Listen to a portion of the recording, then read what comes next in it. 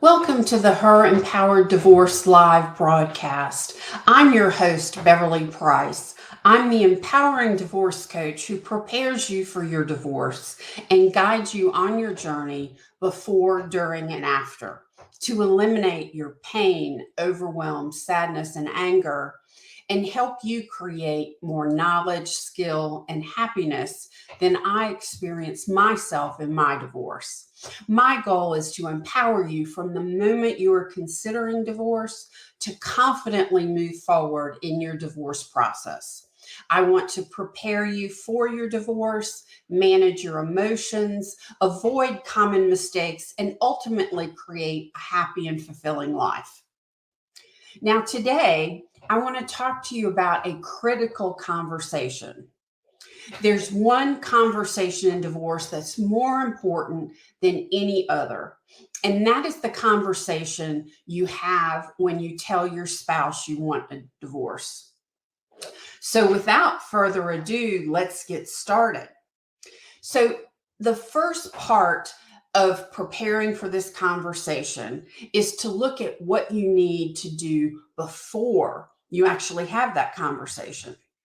Well, you might say, I just need to go ahead and do it, and I need to think about when I'm going to do it. And obviously, those are key components, but there's some other things that help you prepare. And I want you to know the reason why this conversation is so important. It's important because the conversation where you tell your spouse sets the tone for the entire rest of your divorce and co-parenting if appropriate. So, for example, if your conversation is accusatory, tense, bringing up all the past problems, angry, blaming, then the person on the receiving end of that conversation is going to feel threatened, is going to feel tense, is going to feel anger back. Just think for a moment how you would feel if somebody came to you, if your spouse came to you and brought up all your past issues, true or false, in the divorce and began to, I would say, put you down for those things. Well, think about how you're going to react. You know, whenever I'm in conflict where someone's accusing me, I go into defensive mode. Is that what you would do? My defensive mode is there to protect myself. And one of the things I would do is lash back without the proper training. So that is why this conversation is absolutely so critical. If you want the smoothest divorce that you can possibly have, there's a tremendous amount of planning that needs to go into this conversation. Never just drop the bomb on somebody without thinking and planning what you're going to do. So, what do you need to do to prepare? And this all happens before the conversation. You need to gather documents, and this means all your financial documents. This means all of your legal documents. And what do I mean by that? I mean tax returns, bank statements, investment statements, mortgage statements, other assets, essentially any piece of paper or any online document you would need to create your entire financial position. So that's the first step. And that may take a while. You may have to hunt and peck and, kind of deeply look for those. You may have to call your bank or your investment person to get that information. You want to make sure, however, whatever you do is not going to, quote, tip off your spouse. Because another worst thing you can do is have your spouse learn that you're thinking about divorce before you actually have the conversation. That would be a bomb, and that would be shock, and that wouldn't bring on a good conversation. So gather those documents. The legal documents you could need are wills, mortgage documents, deeds, property assignments, any of those kind of documents, prenuptial agreements, postnuptial agreements, and so forth. So gather all those. The second element of this is to hire a financial professional who knows how to put the information together and help you determine what your assets are, what your income is, what your budget is, and then what possible settlements may be reached. This professional is called a CDFA, and that stands for a Certified Divorce Financial Analyst. They are experienced in putting data together specifically for divorce. If you don't know a CDFA, contact me and my information will be in the show notes and I can help you find one. The second thing is critical and maybe should even happen before you start gathering documents is to protect your technology. First of all, put passwords on computers, phones, iPads, anything that can be accessed by another person. Second, what you want to do is look at, make sure there's no spyware or other things on your technology. You want to remove yourself from family calendar, or more importantly, create a new email address specifically that isn't on a family calendar that you can use for all your divorce communications. So create that email is absolutely critical. You don't, again, want your spouse to become knowledgeable about what you're doing. Once you gather the information, once you protect your technology, you want to work on your emotions. Anytime you're thinking about divorce, there's a myriad of emotions that you come in contact with.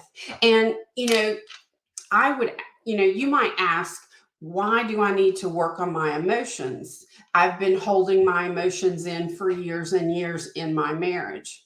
Well, one of the biggest mistakes you can make in divorce is to let your emotions hijack you.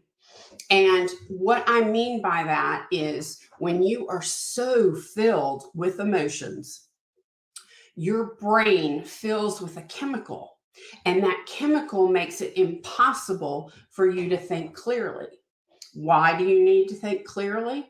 You need to think clearly to be able to communicate effectively, to negotiate, to analyze proposed settlements. You need to think clearly to develop parenting plans. You need to think clearly if you're in mediation to look at proposals. So having a clear head is absolutely critical. One of the things I suggest to my clients is to imagine a box. This can be as ornate a box as you like. It has a lid and it has a lock.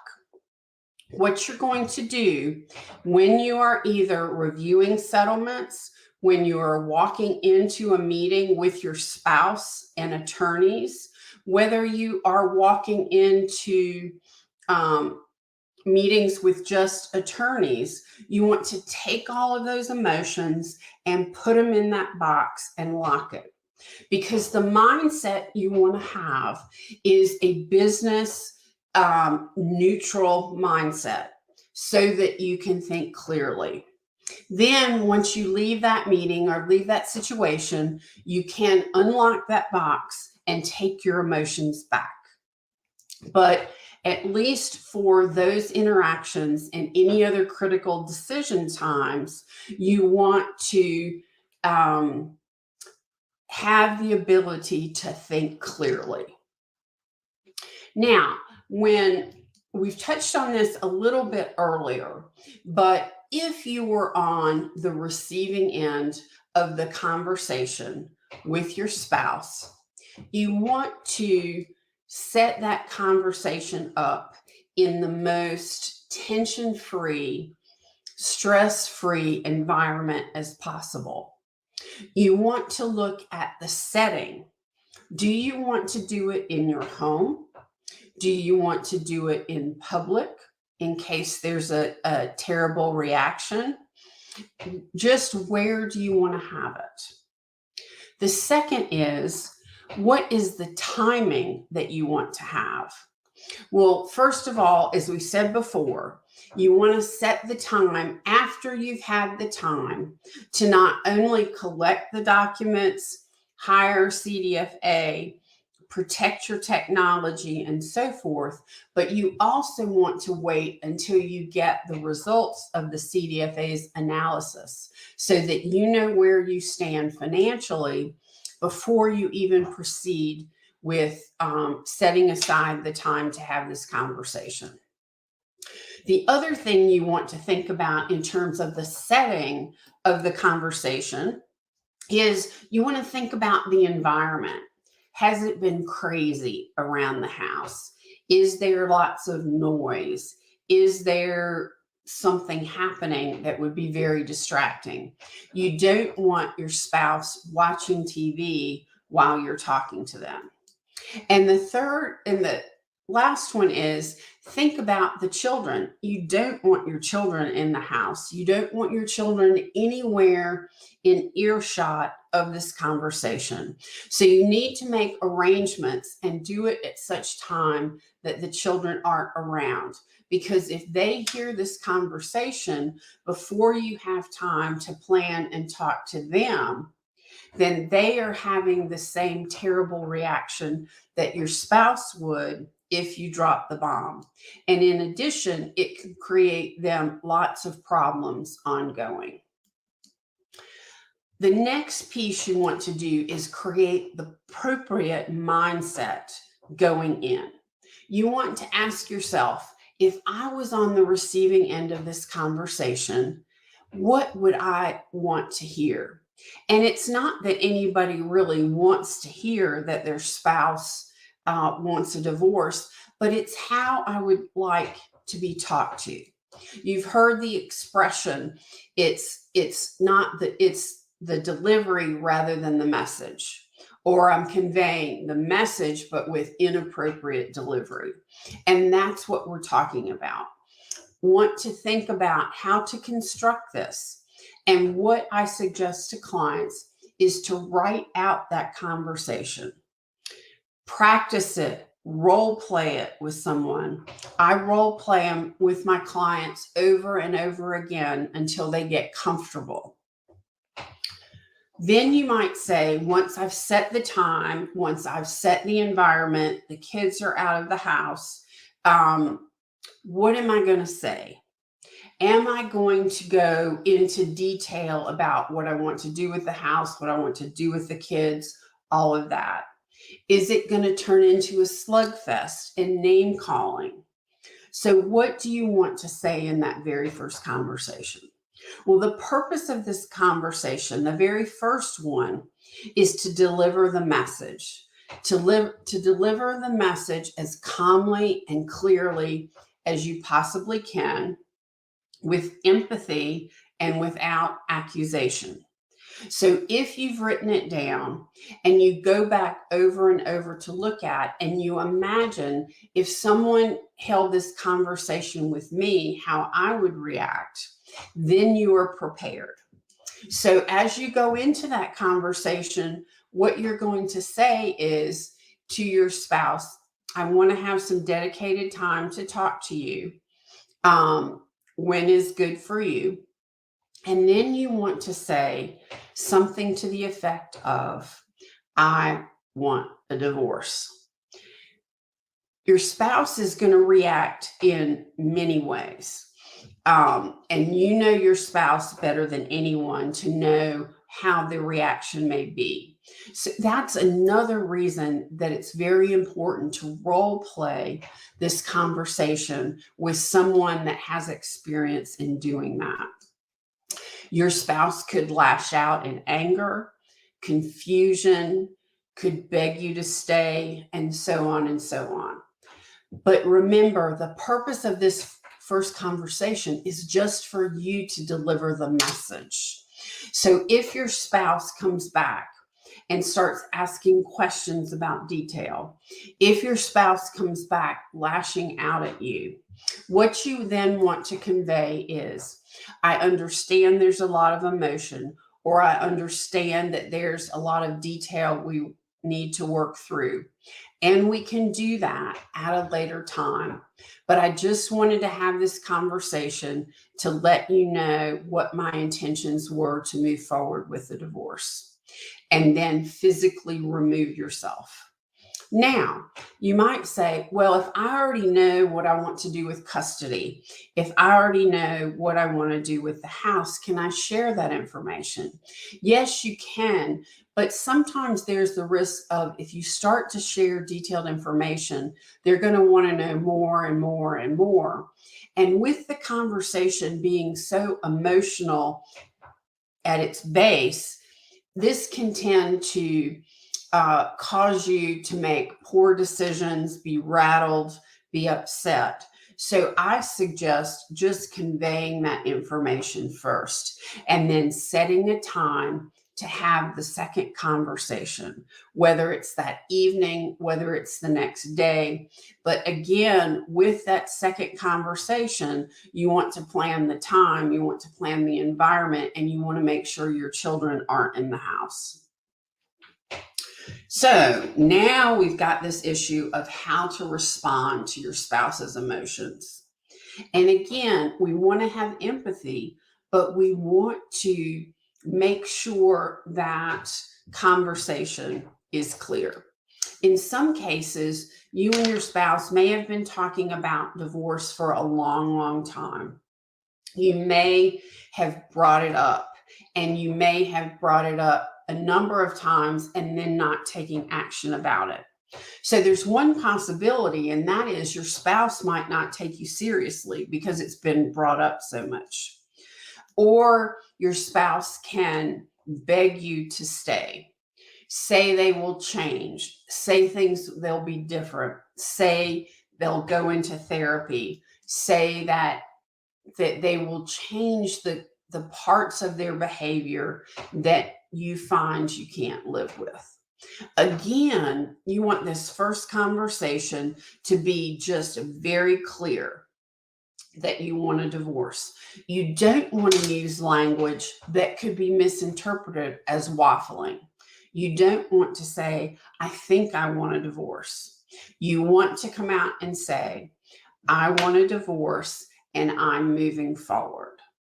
Crystal clear. But you want to do it in a tone and in a message that isn't antagonistic, doesn't tear a person down, doesn't belittle them. You want to watch out for your tone on this. That is absolutely critical. So you're going to have that conversation. And again, always ask yourself, how would I like to be talked to if I was on the receiving end of this conversation? Anger, bitterness, resentment, blaming does not have a place in the first or second conversation. And the more you can eliminate these emotions in conversations with your spouse, again, the better your overall divorce process and co-parenting will be. So now we've talked about how to set up the conversation, how to hold the conversation, and how to respond to conversation. We then move into the second conversation. And again, the environment, the surrounding, the timing, the tone of voice is identical to the first. The second conversation may be, what are the specifics? It might be questions like, what happens with the house? What happens with child custody? What happens with any property or assets that you have? But typically, the two biggest fears in divorce are finances and child custody. So those typically are going to be the two things that are brought up. This is another example where you want to write out your responses before you have that conversation. And you probably want to go ahead and do this before you even have your first conversation as well, just in case the second conversation needs to come soon after the first. If you practice that conversation and you practice your answers, remember that knowledge is power. Practice is important. This way, you don't get flustered, you don't get upset, you don't forget what you're going to say. If you have the financial results from the CDFA that include all of your information, yours and your spouse's, you may be able to talk a little bit about finances.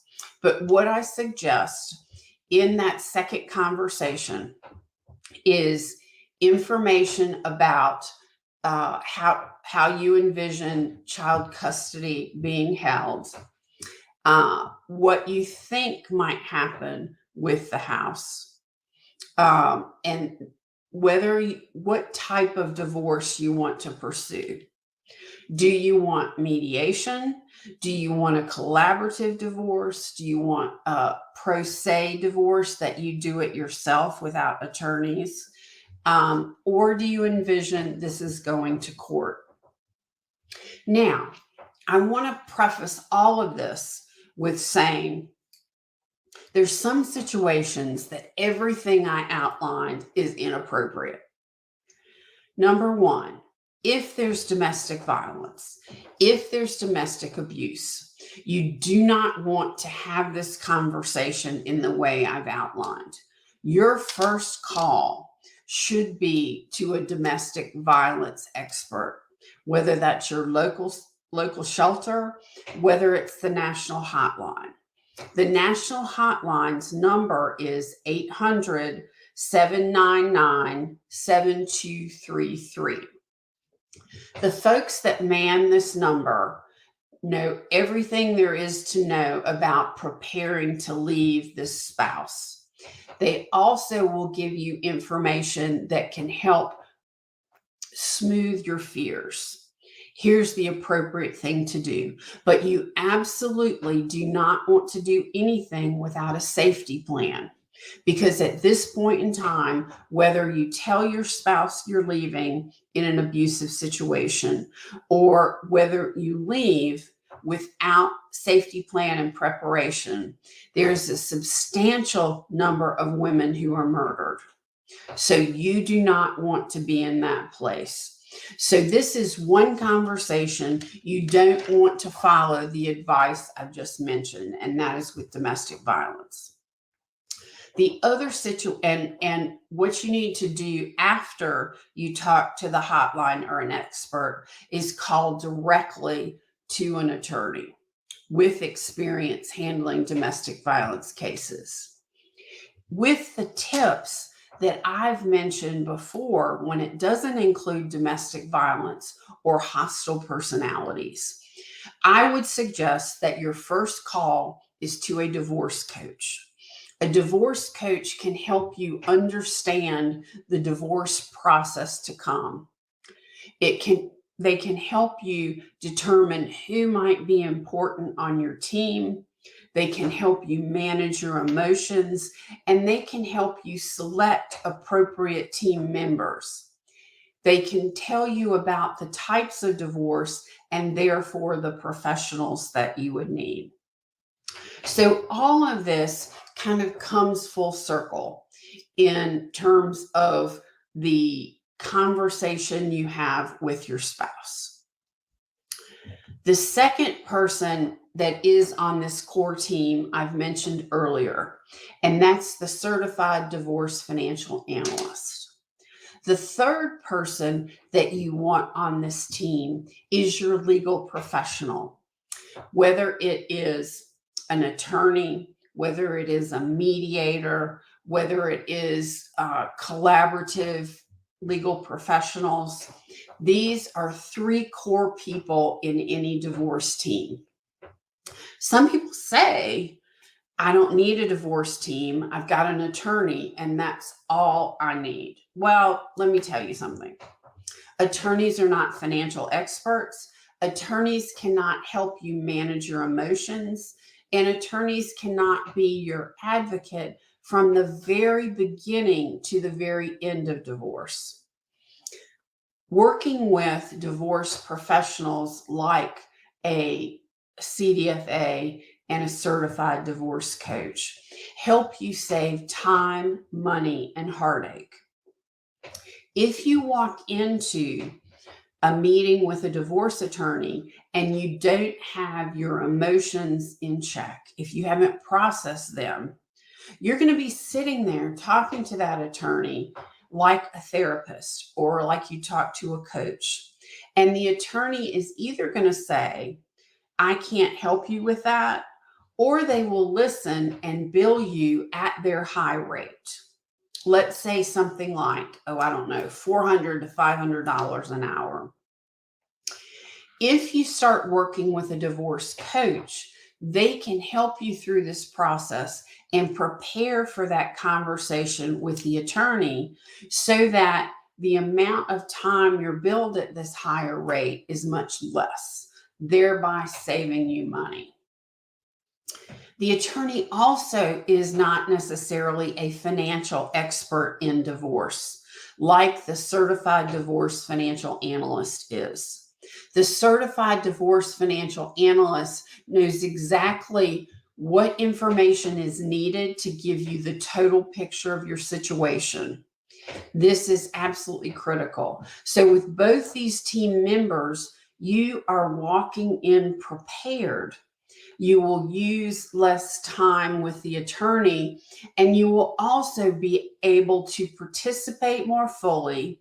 You will understand the conversations more, and you will have absolutely all the information you need to have this conversation.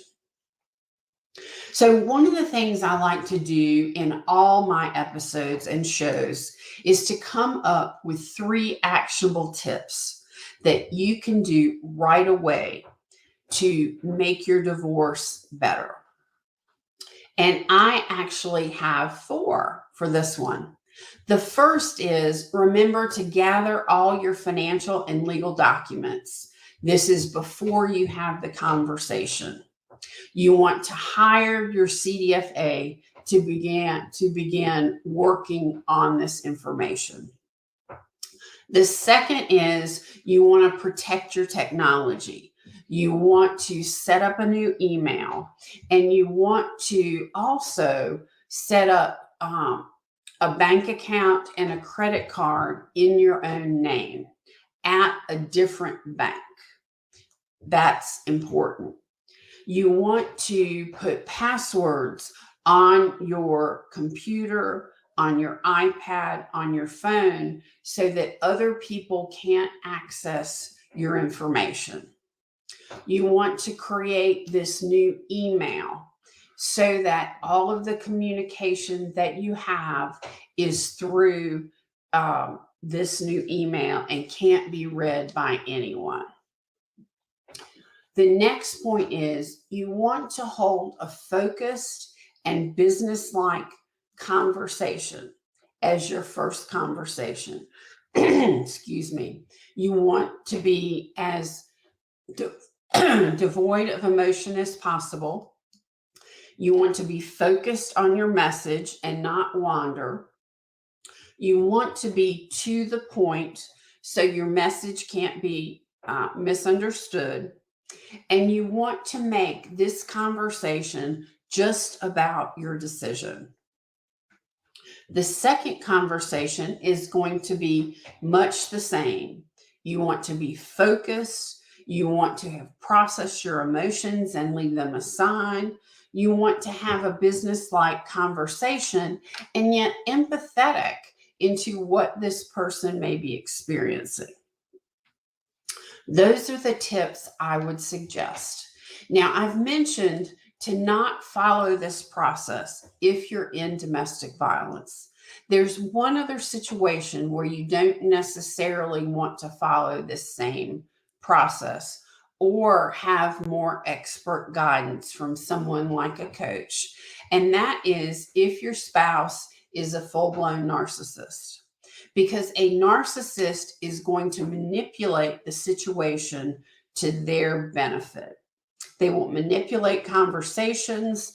They will try and put you down. They will try and take away your power. They will try and threaten your self-esteem.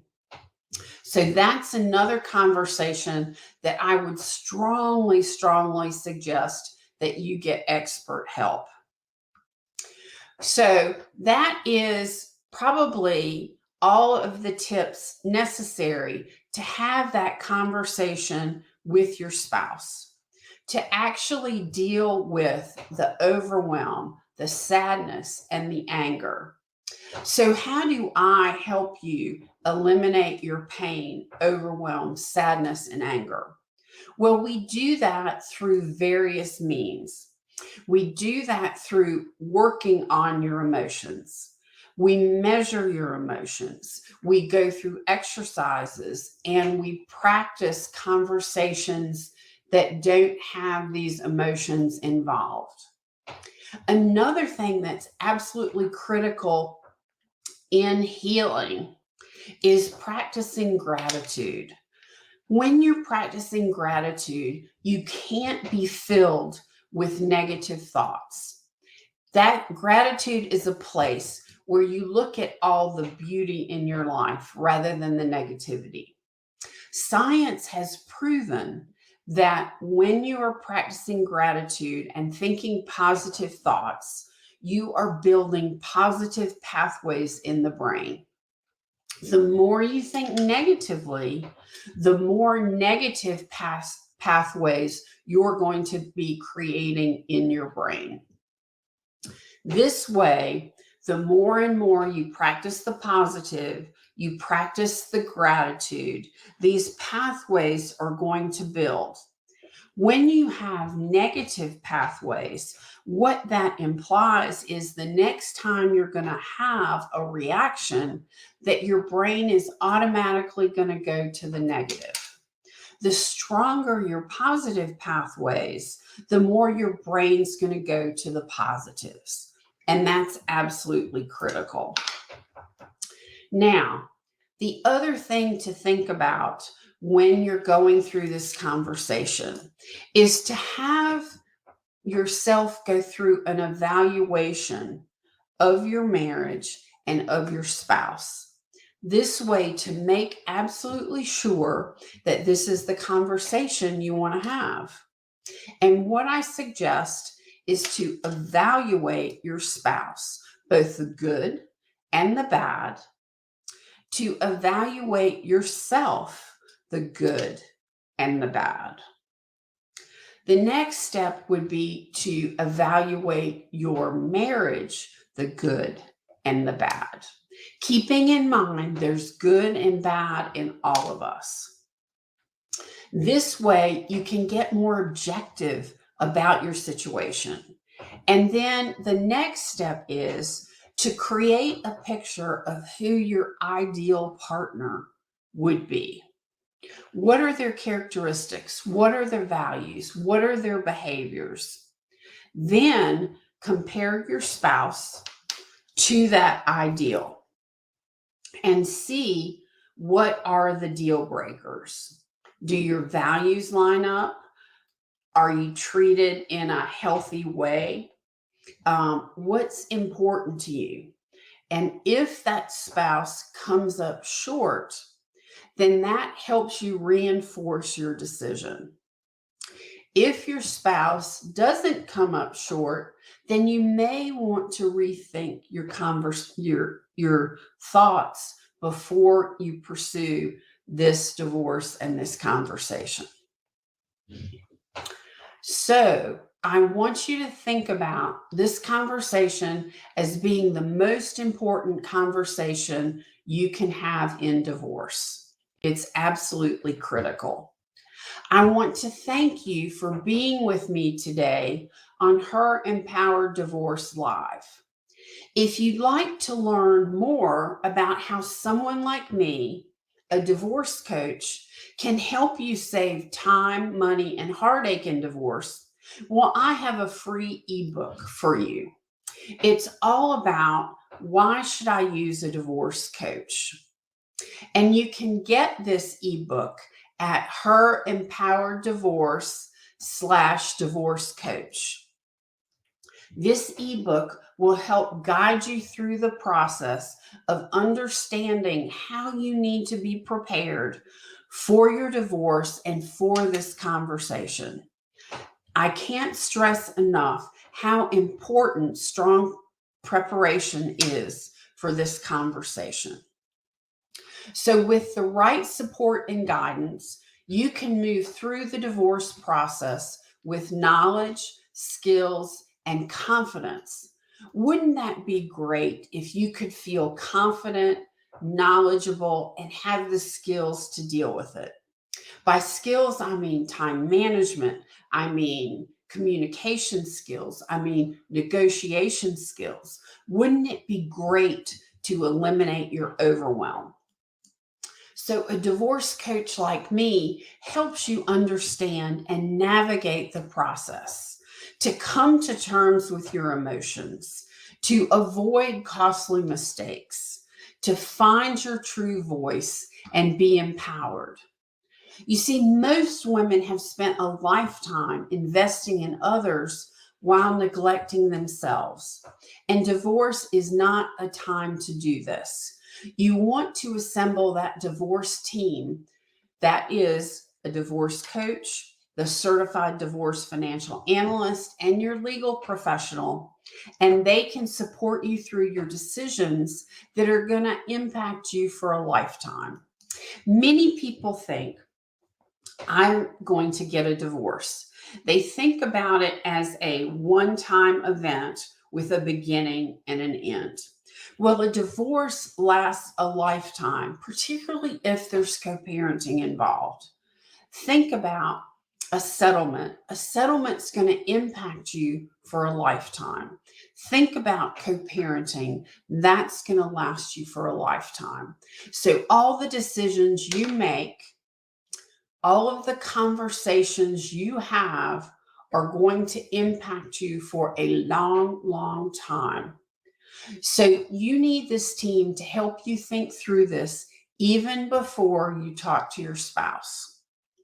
So if you're interested in learning more, again, you can request my ebook at herempowereddivorce.com/divorce coach. Or you can schedule a free consultation with me at herempowereddivorce.com. What have you got to lose? I'd also like to give a special shout out to my sponsor, Nastava Artisan Jewelry, that creates big, bold statement jewelry for women who are becoming empowered. Nastava is the sponsor of the Her Empowered Divorce live broadcast. You can reach them at nastavajewelry.com. And we have a special just for this Going Solo episode that if you use Going Solo 30 at checkout, you'll receive 30% off your purchases. I've tried to sum up for you all the important steps required in having that first conversation with your spouse. Remember, you know your spouse better than anyone, so you can customize these conversations in the way that you think will reduce the negative impact for the long run. I'd like to say thank you to my listeners for being here today. You are so important to me, and I so want to bring you good information that can help you on your divorce journey. And until next time, I want you to take care and stay empowered.